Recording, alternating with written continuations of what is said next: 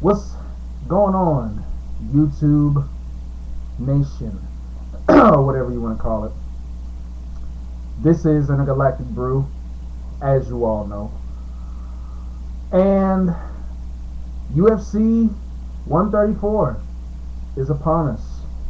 So I'm here to give my predictions and my expertise about this magical event that will transpire this weekend from Rio de Janeiro, Brazil, where people are dubbing it the birthplace of mixed martial arts, specifically Brazilian Jiu-Jitsu. So you can only imagine, just a a Christmas list of people that are going to attend this event. I mean, we might see the whole Gracie family somewhere just sitting in the front row. I mean, you never know.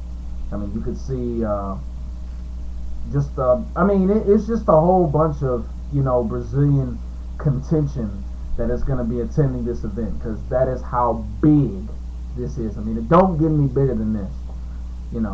This is the birthplace. You're talking about the place where mixed martial arts first started, like originally, and now the UFC, like 10 years later, is coming back to the place where it all started, or at least that's how they're building it up to be. So yeah, man, this is going to be one for the ages, no doubt. So without any further ado, hold on, give me 1 second here. Just trying to look over the matches, just getting my material, Gotta be sharp with these things, you know what I'm saying? So, okay, here we go. Alright. UFC 134. We're going to start with the main card first, and then I'm going to touch on the preliminary card, Spike TV portion, shortly thereafter. Okay, first fight is Louis Kane versus Stanislav Nektiv. I think that's how you pronounce his name. Forgive me, any foreign fans that could possibly view this video for me pronouncing his name wrong. I'm just doing the best I can. But anyway, Louis Kane versus Stanislav Nektiv. I had picked Louis Kane to win the fight when I was discussing this card with my buddy Kurt.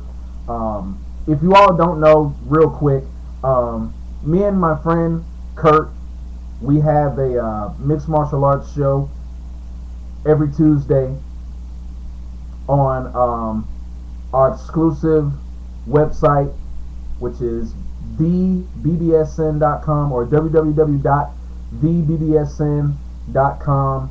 I'll put the link once I'm done doing this video at the bottom, so y'all can go and check out our show and see if you can draw any opinion of how we broke these fights down for UFC 134.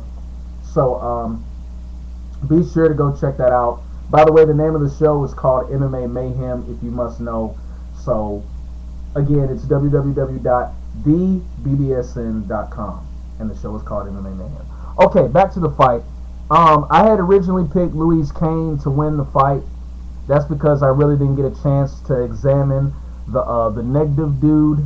But looking at his credentials right now, he's from Bulgarian. Okay, he's a light heavyweight, of course, and his skills consist of boxing and Brazilian Jiu-Jitsu, and he is also a black belt in BJJ as well. Very interesting. He's got a very impressive record from what I've seen. 11 wins, no losses, so he's undefeated. Okay, cool. He's got 5 KOs, 4 subs, and 2 decisions. So this guy is actually a well-rounded fighter.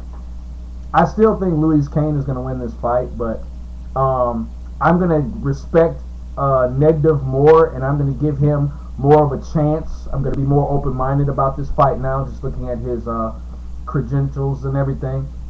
But if he can get Louis Kane to the ground, this could be a very interesting grappling match. Because both are well versed in jiu-jitsu, with Kane being a Brazilian jiu-jitsu black belt. Also, so if this fight goes to the mat, it could be a very interesting chess match. To see who can get the better position, and who can get to the submission the quickest.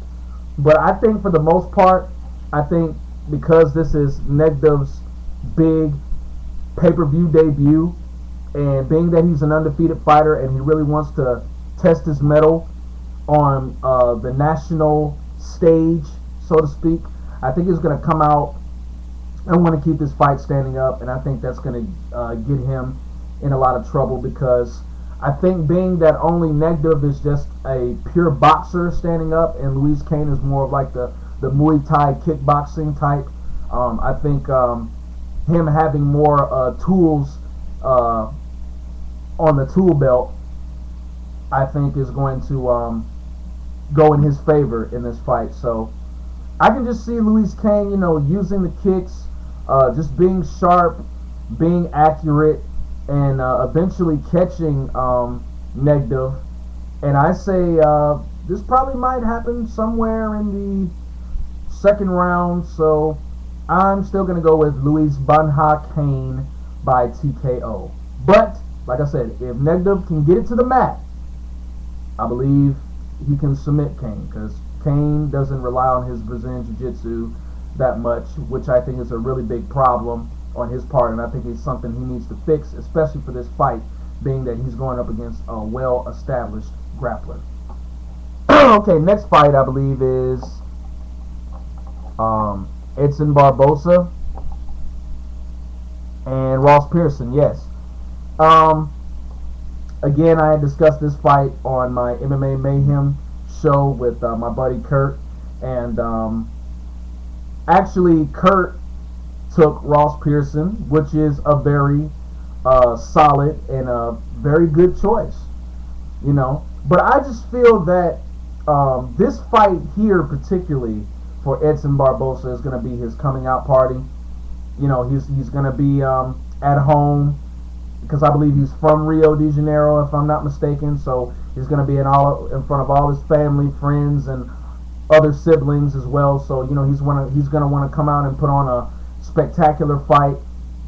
And I just expect Barboza to go out and just lay it all on the line, man. I expect, like I said on my show, some wild spinning kicks, some roundhouse kicks, back kicks,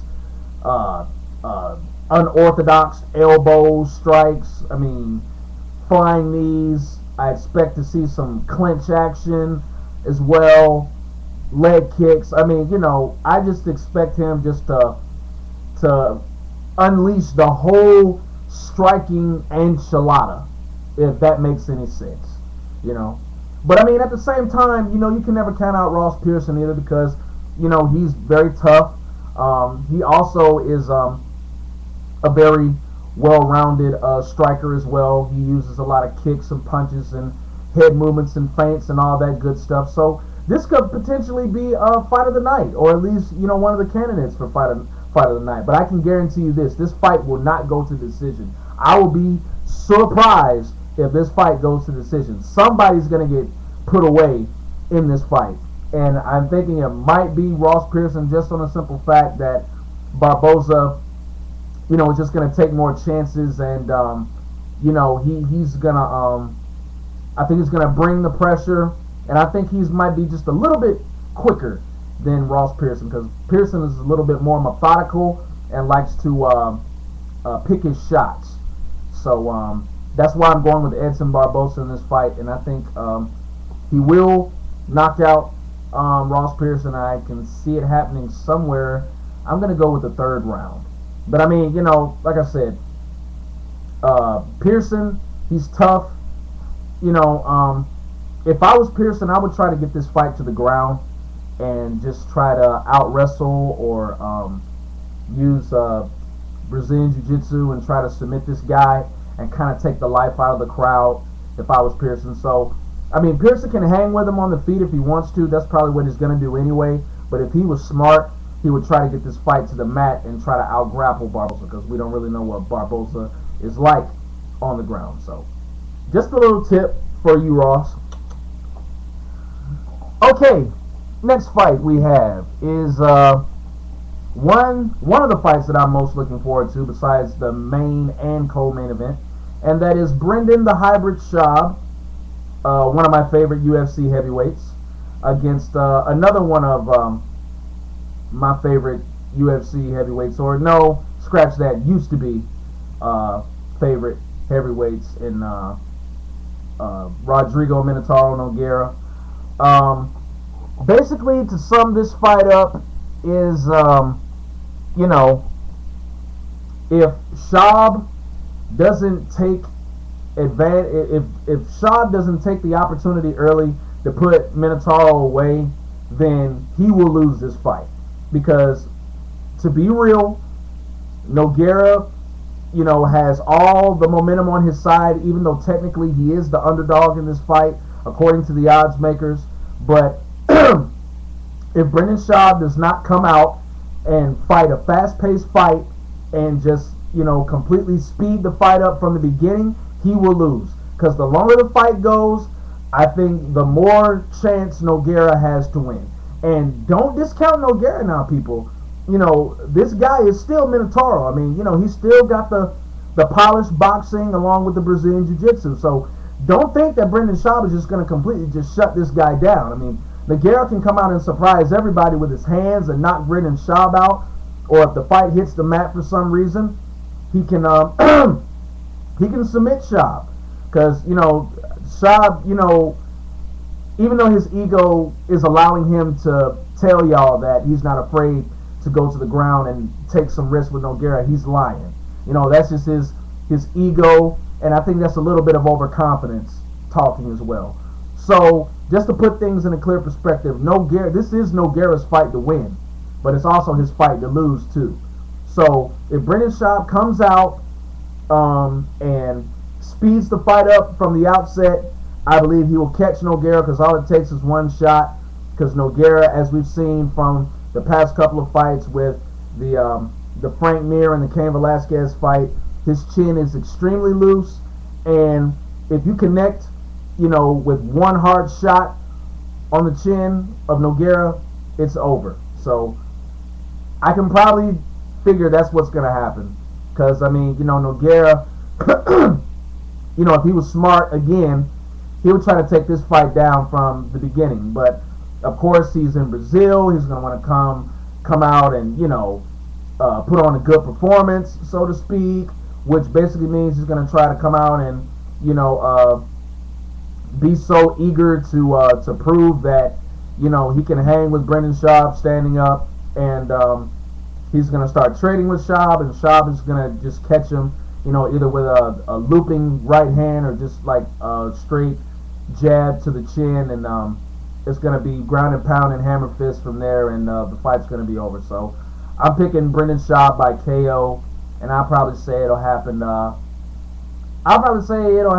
Maybe we'll go with late first, early second. I'm going with that. So Brendan Schaub KO. Okay. The next fight. Well, you know what? This is another one of those videos, man. I mean, these UFCs have been so good lately that I won't be able to get everything I want to get out in these last 14 minutes. So what I'm going to do is I'm going to bring the video to a halt right now, and I'm going to actually do a continuation of this, and I'm going to be discussing the main event and the co-main event, because there's a lot of aspects that I need to get out, and I know I won't be able to get them out in in these last 14 seconds. I'm looking at it right now. So I'm just going to stop the video now, and I'm going to continue with another video. So please stay tuned.